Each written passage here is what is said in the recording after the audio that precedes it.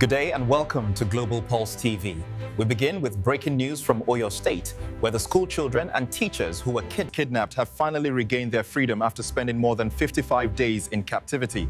According to available information, the victims have now been released and handed over to the appropriate authorities.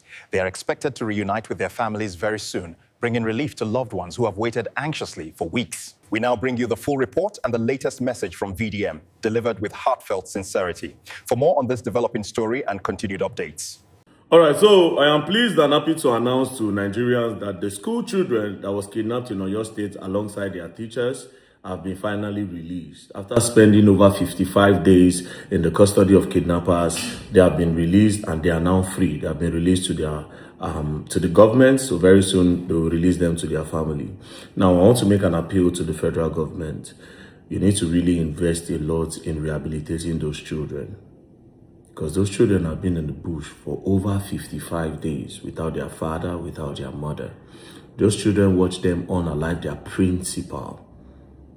Those people went through hell. You need to invest a lot in rehabilitating them because of the trauma that those children would have been put through.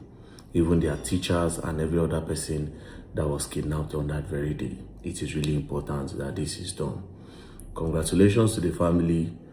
I wouldn't be saying congratulations, but unfortunately, this is the country that we found ourselves in when the people that have been placed in power are using the lives of ordinary citizens to play their politics. One would ask, I always say, the terrorists are the government, the terrorists are the presidents, the governors, the ministers, everybody, every one of them. Because how do you explain that you have the role and the position to protect the lives of people, but you cannot do it because there are some unknown bandits somewhere? It makes no sense. The least thing that we are asking the government to provide is security. I'm not even particular about whether or not the economy is growing. I'm not particular about that, because in a country where the economy is not growing and there's security, people can still thrive. A lot of people can still go into farming. A lot of people can go into, agricultural business, importation, exportation. A lot of people can go into transportation business. But because of the insecurity of Nigeria, it's only one part, just one section of the economy that is functioning. Anything that has to do with road transport does not function. Anything that has to do with agriculture does not function properly because of insecurity that have claimed the lives of a lot of Nigerians.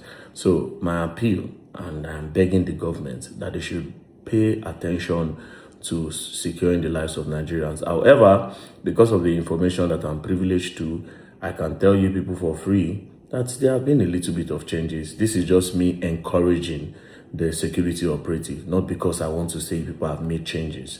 Honestly, there should not be insecurity in the first place.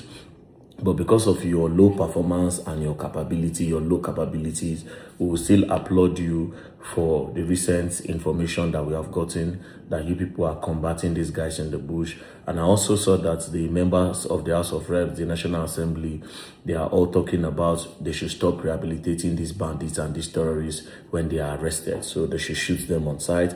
I also saw the Minister of Defense, Christopher Gwabi Musa, when he was saying that, see, soldiers, you don't need to wait for our orders anymore. When you sight them, you get them down. So I believe that this would progress our security and strengthen the security of the country.